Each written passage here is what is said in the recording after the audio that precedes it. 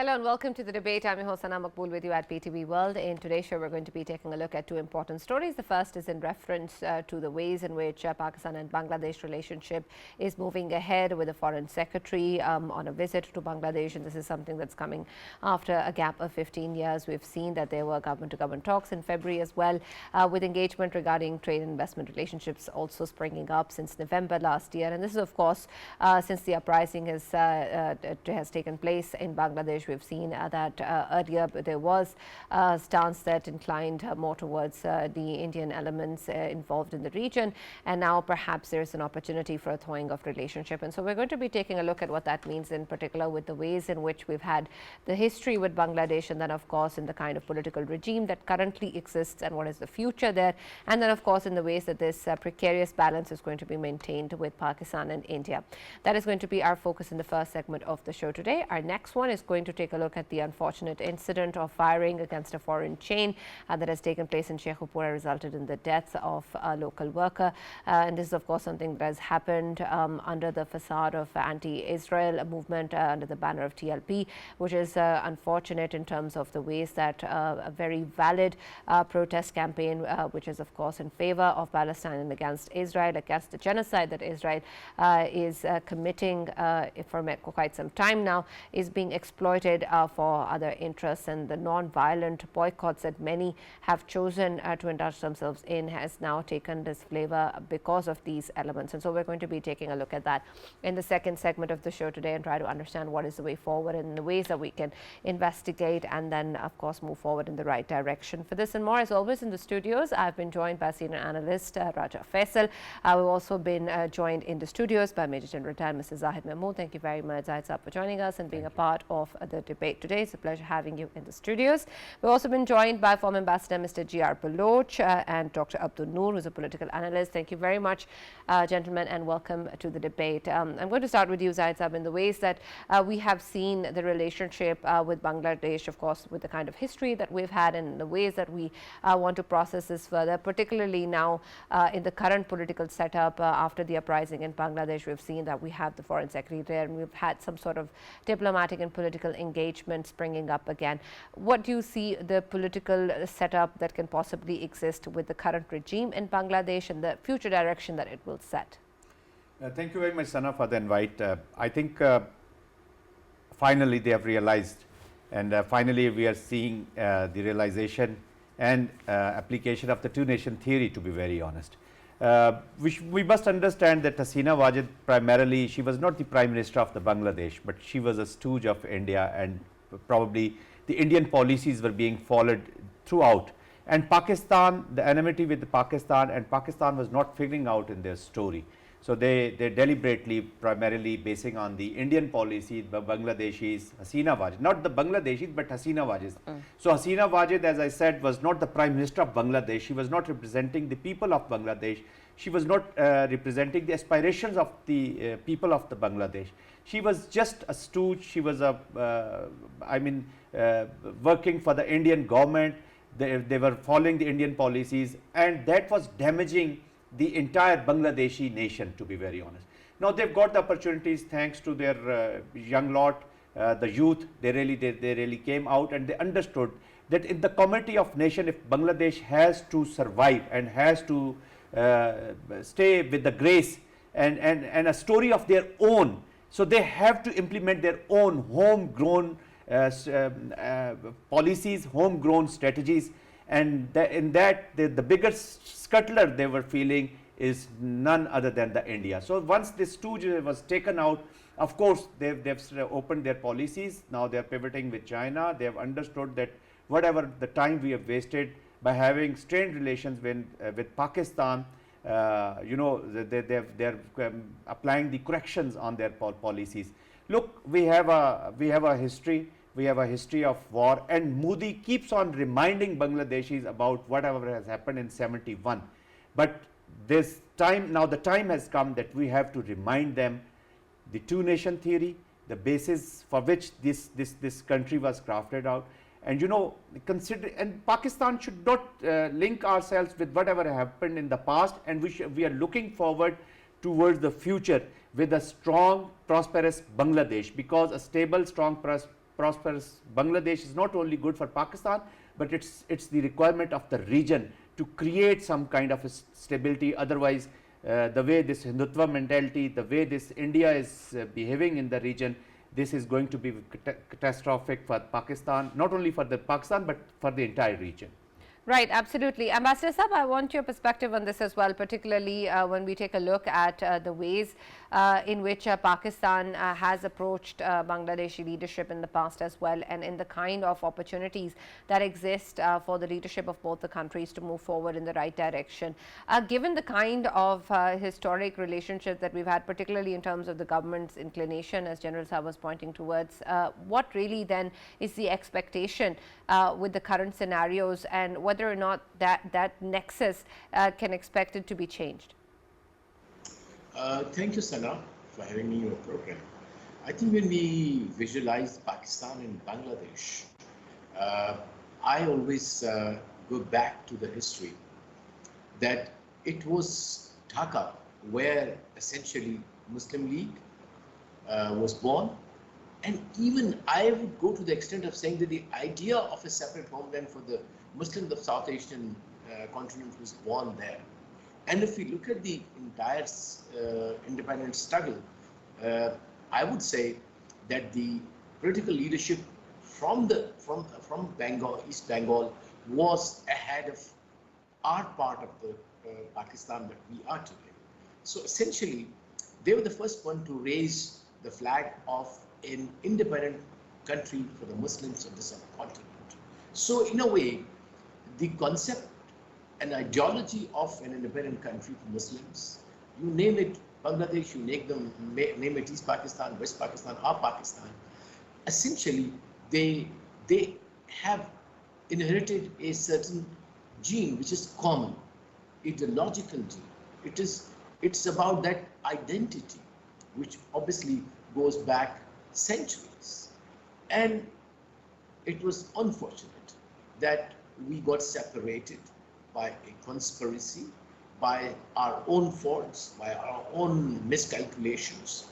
And that completely changed the balance of power in South Asia, obviously in favor of India. And India went ahead and did it. And that brought in, and that is the time when India, after breaking East Pakistan from us, then we see the hegemonic policies of India being articulated at different forums, and especially in South Asia. So I think coming of Bangladesh and Pakistan together, or at least having some commonality to discuss, has set the reset button, that strategic, for re-establishing that strategic balance in South Asia has been reset. Now it's up to the leadership of the two countries, especially the political leadership as well as the technocrats in the Ministry of Foreign Affairs of the two countries, how they steer this very difficult relationship, which has unfortunately a dark part of the history also with us. So how we carry that baggage and move out of that landmine of those issues. But I'm happy to see that what Pakistan and Bangladesh have agreed to, what I read the write-up just now before your program, that they have agreed to have a futuristic looking perspective on rapprochement, on building on that futuristic vision. Obviously, Bangladesh does like hark back to those claims that they have. That's fine, but what have they said now? At least the statement that I read in the press is that those intractable issues which have sensitivity in Pakistan, which have sensitivity in Bangladesh, will be taken incrementally. And I think that's the kind of approach. So I think both the countries have seen the greater good, and especially the Bangladesh has seen greater good in coming closer to Pakistan, and also that it syncs with its increasing relationship with China. That being the case, I think we can really build a South Asia where there is no hegemon, And it is all about that SARC has really kind of died a slow death. So we have to revive that forum. We have to revive bilateral relationship. We have to rebuild that confidence, especially the youth of the two countries, which were born after 1971, which have come of age. And we must not forget that what Bangladesh has achieved is kind of amazing thing, that they have leapfrogged actually even a generation of politicians, that the leadership is now in the hands of the youth there.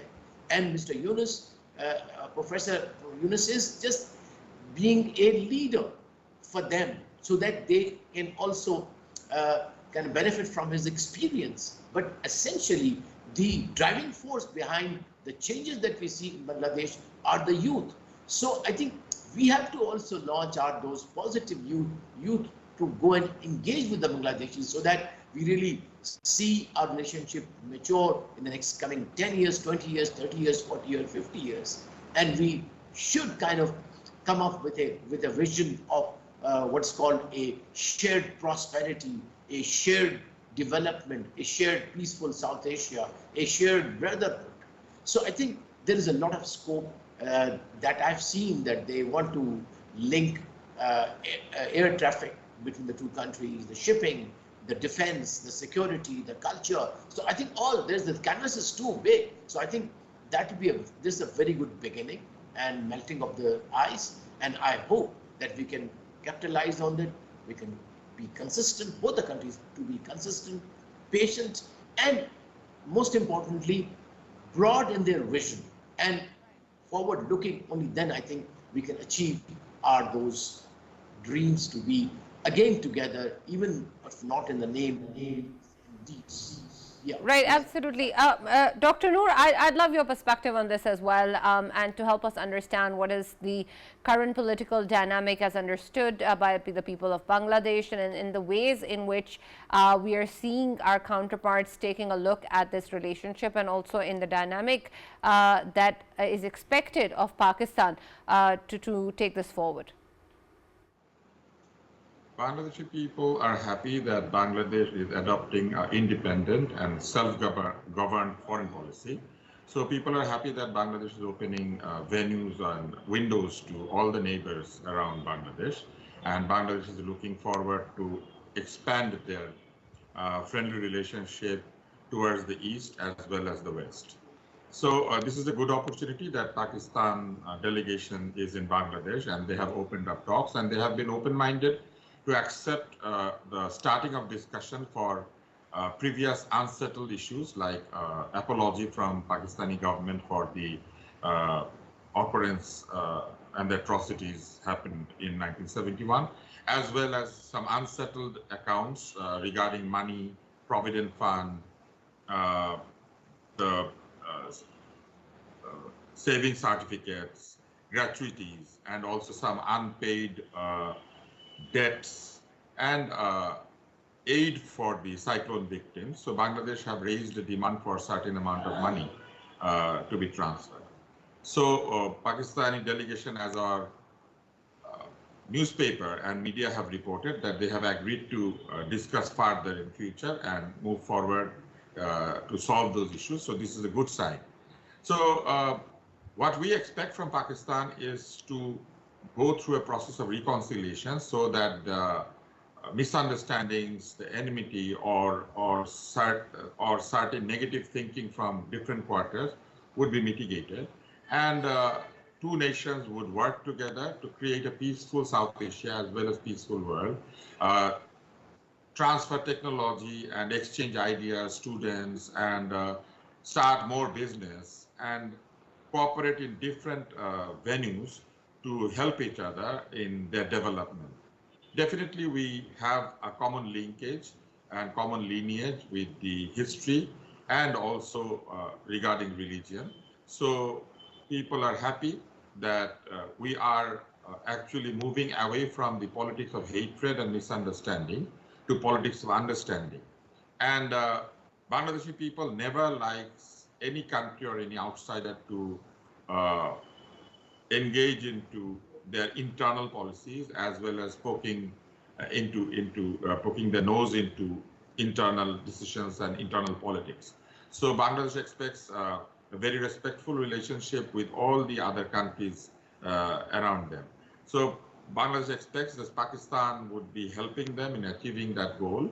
And definitely we are looking for more export and import. We are looking for more cooperation where we can help each other, like sports, like surgical instruments, like in the field of medical education and technical education, and also common exploration. So there are many things to happen in future, and we look forward to that, because this is a new world where world believes in cooperation and understanding. World believes in helping each other in developing the lives of the population. So we have certain advantages, and Pakistan also has certain advantages regarding textile production. You are a very good nation where good textile is produced, and we are garments manufacturers, so we can cooperate there. We produce certain agricultural products which might be useful to you, and you also produce certain fruits, vegetables, and things which are very popular in Bangladesh. So we can like have hundreds of fields where we can really cooperate with each other. Bangladeshi people are happy because we never want enmity with any other countries, including India. But the scenario was different in last few years. I totally understand that, and of course that would be an expectation of the peoples of any country. But I want your perspective also, Dr. Noor, with reference to how do you see this particular policy or this particular direction of an independent foreign policy staying consistent or being sustainable in the political setup in the future as well, and in ensuring that that is going to be the way that the will of the people is put across? Well, the political change that has taken place last year was actually against a hegemony, constantly godfathering the nation from another country. So people are happy. The young people are happy because they know that cooperation is the key to the future success. And also the political parties, the major political parties have welcomed this discussion, because no political party wants to have a burden on their shoulder of being enemy to any country in the world. So this is a very good opportunity for all the political parties to unite also on this point, that this kind of a foreign policy should stay.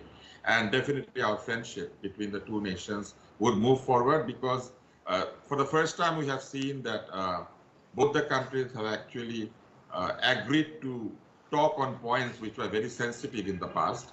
And also they agreed that they would put this forward and mitigate this problem or reconcile this problem, sitting together and with a positive view of mind.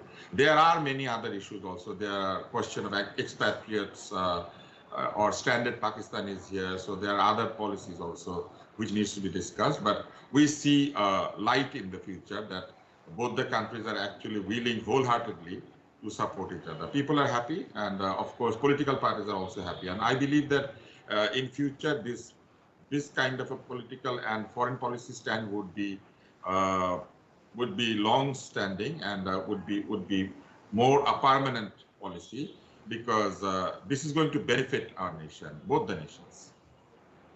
Faisal, I want your perspective on this as well, because of course this relationship is important to us, and we have seen Pakistan making steps in the right direction to invest in it. And with the kind of changes that Dr. Noor have been pointing out with reference to the people and of course the political setup, what are your hopes in terms of the ways in which this is going to go forward, and the necessary aspects that we need to be mindful of when we talk about making sure that this stays the way it is at the moment? Yes, and obviously if we look at the hopes, obviously hopes are 100% high, and the reason behind it is that the kind of setup right now we are seeing, it's a revolutionary setup, and it is an outcome of a revolution that took place last year in Bangladesh. And we saw that the millennials and students and post-millennials, they were the ones who were carrying the banners of their freedom and of course their freedom from the clutches of an unseen Indian influence in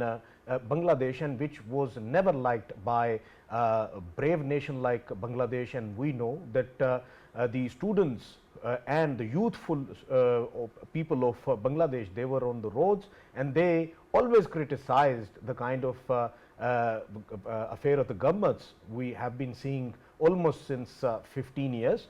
And that is why we are seeing that the another showcase model India has produced after Dalai Lama is Sheikh Hasina Wajid, and two of the showcases they are having in their backyard, and of course they are keeping both of these showpieces in there, one to deter keep on deterring Bangladesh, and the other one of course to keep on nudging China. And both of the countries at the same time, of course, they are looking forward to have brilliant relations between both of them, like China and Bangladesh. And if we come towards Pakistan and Bangladesh, of course we have a brilliant future ahead after, as Dr. Noor has highlighted, and General Saab has highlighted, and Ambassador Saab has highlighted as well, that there are certain aspects of course on which both of the brotherly countries, they have to sit down and they have to talk about it, and they have to come up with a very positive outcome of it. Both of the countries, they have excelled in certain fields, and if they both join hands, of course they can further excel. I would just like to give an example here.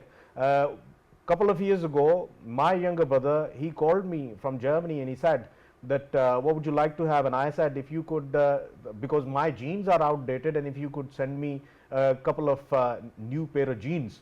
And then he sent me a couple of jeans. One of them was made in Pakistan and the other one was made in Bangladesh, and coming from where? Coming from Germany. And that's how both of the countries, they have excelled in their products, and how they are of course keeping their standard, and the whole world recognizes both of the countries in terms of their hard work and their skills.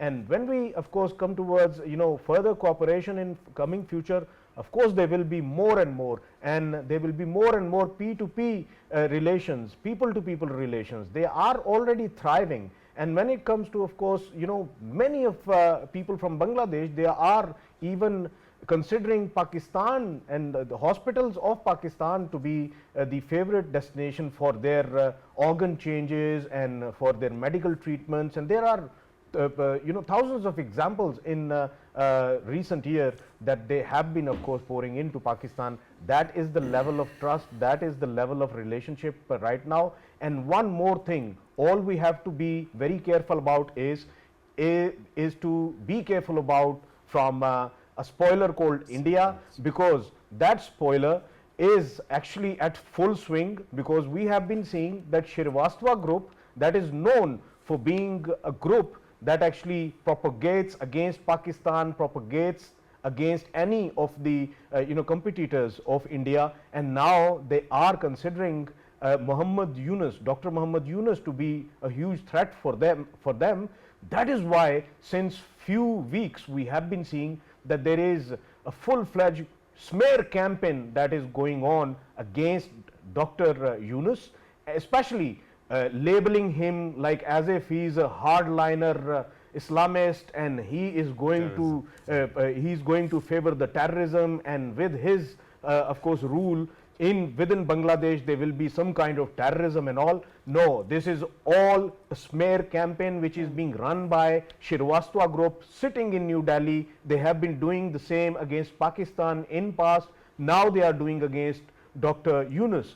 The only reason is that they know that Dr. Yunus is empowered enough and powerful enough to keep his nation all together, to keep his nation all gelled up. And very recently, of course, we know that in the recent remarks which were made by Dr. Yunus, he has highlighted that India must be cautious about it, that India has the fault lines as well. He has categorically highlighted the Seven Sisters, and he has highlighted that if Seven Sisters that are seeking freedom from India, if they are free, then there will be further good trade relations with China. Reason being, because that is the tiny bit part that had never been part of India. By the way, it was only after Maqbool line that actually it came part of India, otherwise it was never part of it.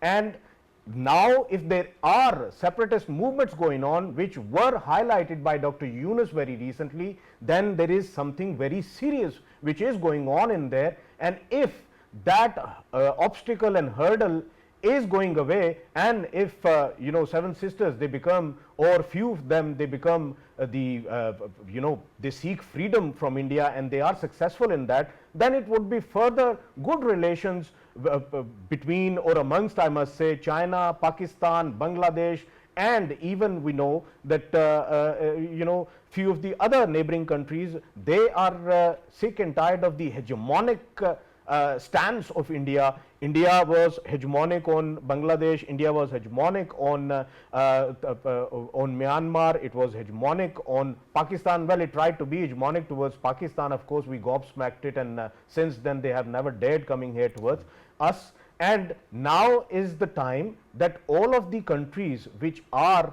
of course, you know, in the region, for the regional stability, for the region's sake, and for better economic relations amongst them, they have to, of course, you know, call spade a spade and tell India that India is in the region, right in the middle of it. If India wants to benefit from you know, this good relations between all of the countries and amongst all of the countries, then of course India has to surrender on the ways they have been, of course, taking up in the past. And all I would once more say that people of Bangladesh, they have to put trust in Dr. Yunus, and they have to shun, and they have never to be listening to the kind of smear campaign which is going on at the hands of Srivastava Group in New Delhi. Right, and General Sahab, I want your perspective on this as well, because these spoiler elements, of course, have existed in the past as well and have been a huge part of the kind of rift that existed, unfortunately, the dynamic between Pakistan and Bangladesh. And now with such campaigns also moving ahead, how are the ways in which we can counter that together with both countries? Look, Sana, I just, before I answer your question, Yeah. I just want to add what Raja Sahab and our brother Dr. Noor was saying. This relationship between Pakistan and Bangladesh, this is little beyond economics as well. We share values, we share culture, and to be very honest, our freedom today, the main characters, there were many main characters who were from that part of Pakistan, who were now presently Bangladesh. So we owe everything to them. This freedom, whatever we are having, their contribution is a lot. Of course, we have had a bad patch in the history. It's the history now, but we are thankful to our elders from that part of Pakistan and now Bangladesh, because it was their struggle. They were the main heroes for which, after their struggle, we are sitting today as a free countryman, you know. And now coming over to the spoilers and all that, you know, there's only one country in this region which scuttles the peace efforts, which scuttles the economic prosperity of the region, which has made this region by having political conflicts, by application of their Hindutva mentality, you know, and they have the designs like Israel's. This Bharatiya Janata Party has become, you know, like a liquid party in Israel. So they have their expansionist, you know, designs, and they don't want to have, they don't want to let the other countries in the neighborhood, you know, to have relations with a third country, you know, because they want to have their, as Raja Faisal Sahab was saying, the hegemonic designs. So they want to be the master, they want to be the master of the destiny of every individual of this region. This is not happening, this is not at all happening. The only country which resisted their plans and nefarious design is Pakistan, alhamdulillah. And today the people of Bangladesh have decided, you know, as a Pakistani, I would like to have a prosperous Bangladesh, a strong Bangladesh. The people of Bangladesh should be, you know, they are independent to have their relationship with any country, you know. And of course, they'll be welcomed, and it will be a happy news for all of us once we'll have better relations. And our relationship between Bangladesh and Pakistan are not against any other country. We are not anti-India.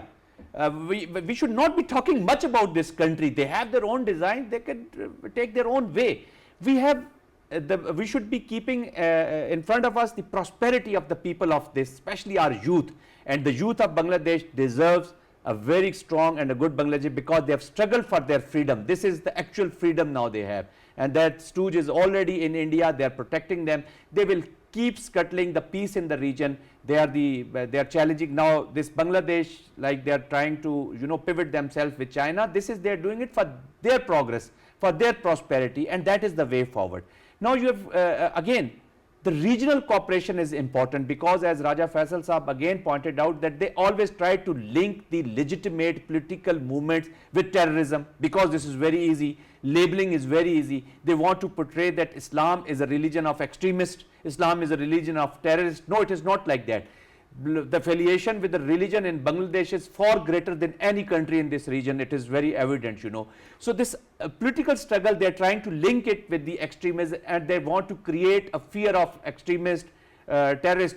We condemn the terrorism, we condemn extremism, and same likewise the Bangladeshis are also. So we need to create cooperation, collaboration, and the necessary safeguards we have to take against these spoilers, and we have to tell the world that, look, there is a country which is the enemy of peace for the region, and this is the country which will bring, I mean, a lot of bad things for the entire international community, because this terrorism is now their instrument against Gurpant Singh in America, against Najjar Singh in Canada, whatever is happening in India, the hate, the kind of Islamophobic, anti-Islam things which are happening inside India, like the Waqf bill and the anti-Muslim campaign, the hate. So this is the hate that exists in India against all the Muslims, not only the Muslims within India, but against all the Muslims of the region.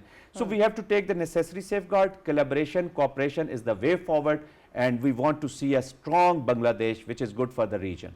Right. Ambassador Saab, I want your perspective on this as well. While, of course, this is something that we can understand in terms of affecting both the countries as well, I want your take in terms of when we talk about collaborating on this front. Of course, Pakistan has put forward so many evidences and dossiers and talked about this on many different platforms as well. But again, the kind of perhaps regional collaboration that is required isn't truly there. Is that a possibility that we can see, particularly with Bangladesh also understanding this as a common threat?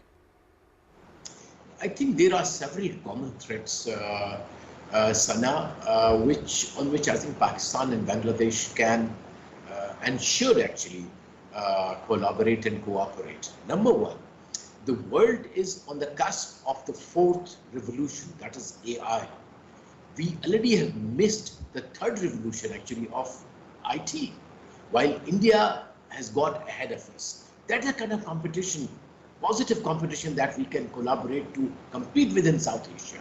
That we not only leapfrog for the third revolution, but we should be ready, make our youth ready for the fourth revolution in which the world is going to usher in, because that is going to be the currency of power, the technology, the AI. So I wish that in the discussions, emphasis is laid on research, on AI, on IT.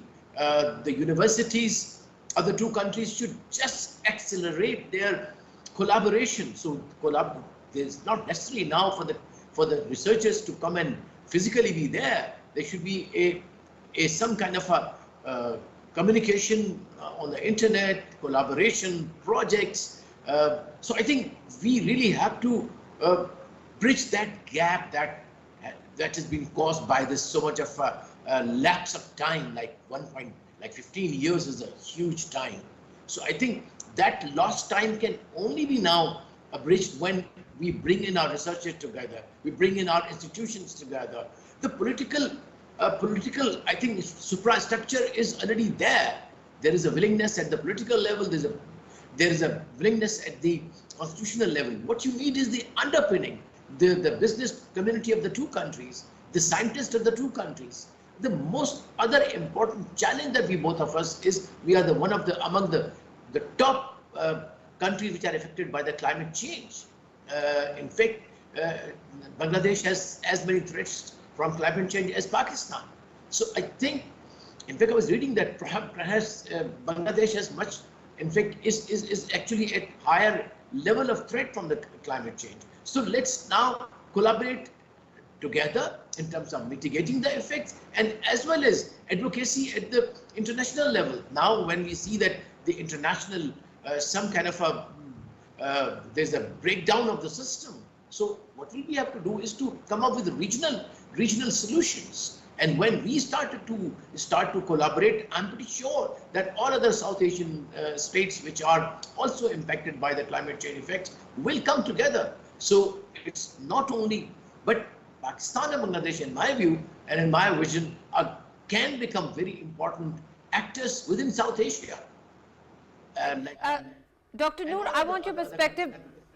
Yes, Ambassador Saab, sorry, unfortunately we're short on time, but Dr. Noor, I'll just quickly take your perspective on this as well, particularly in terms of the ways in which you have made us understand, and we have seen the youth actually take a lot of political agency in terms of what is going on within the country. And I want your take on how that can also help in terms of collaboration across the border, with both of our youth also collaborating, not just in terms of these political elements, but also in terms of education, in terms of tech transfer, in terms of trade and investment, and the ways we can support each other's economies.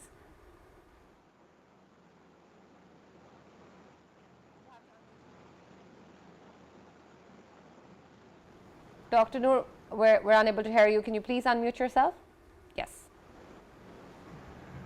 This is happening all over the world, where youth are freely exchanging their ideas. They are collaborating and cooperating with each other. They are sharing their views from the political views to educational and other technological ideas. They're actually sharing almost everything. And political differences are there, but it never became an impediment to the idea of working together for the progress of the world. So I agree with most of the points the discussants of today said, that there are common challenges of climate change, common challenges to be prepared for the fourth industrial revolution and the future technological society. There is also a requirement to face the threat of terrorism and also mitigate the smear campaign. So there are many things that we can work together. But one thing I want to make sure is that Bangladeshi people are not at all interested into getting engaged into any conflict between the people of India and their government. So the Seven Sisters and whatever insurgency and whatever is happening there, we are actually not interested to take part or even be involved in anything. Rather, we want to protect our border, and we want to keep a peaceful environment inside Bangladesh so that we can continue our progress towards development and also to the future.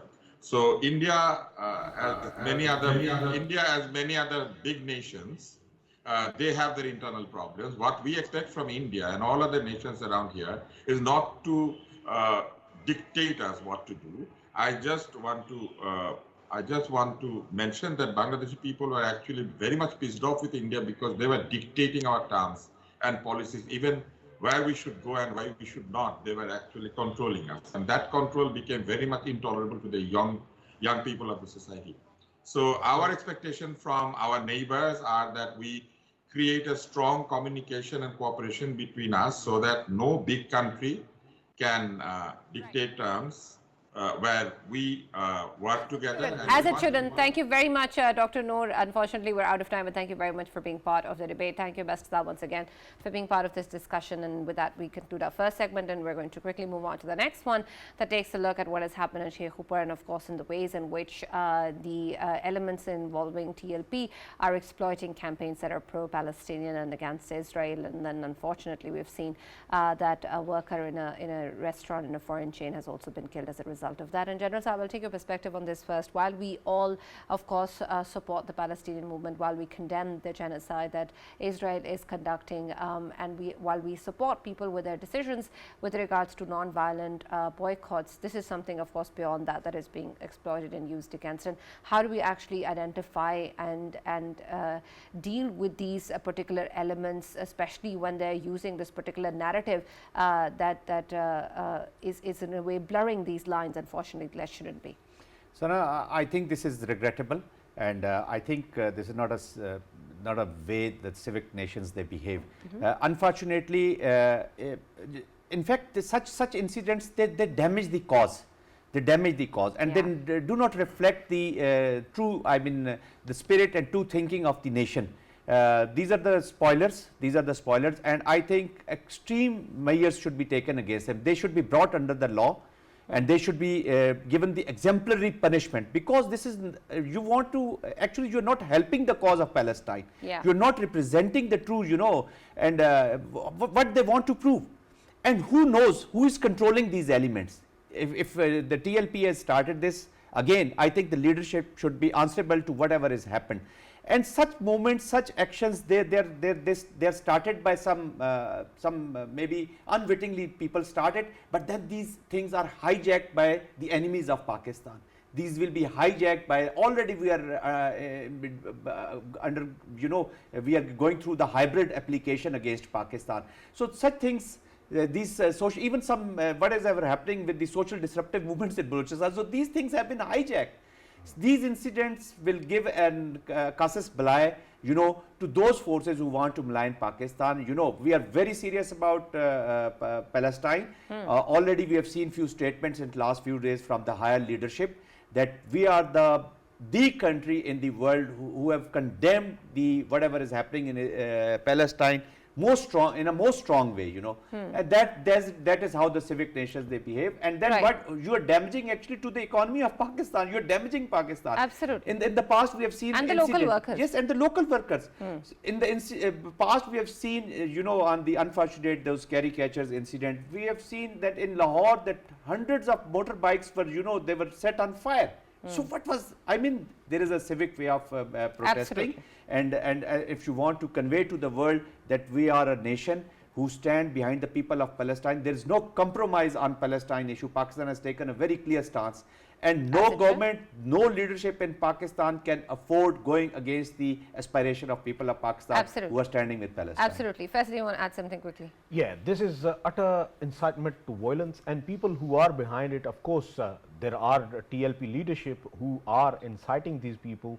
And of course, whatever's happening in every city, they have conducted these kind of raids where they have been going to a certain, certain eatery. And if they are conducting these kind of raids, of course, this is incitement to violence, and people who are involved in it, they must be nipped, they must be taken to cleaners.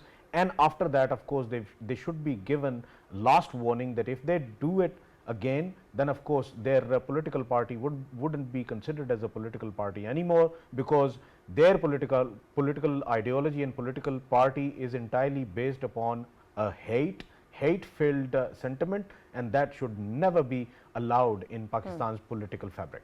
Right. Thank you, Faisal, for that, and thank you very much, General Zahid, for joining us and being a part of the debate. That's all that we have time for. We'll now see you tomorrow.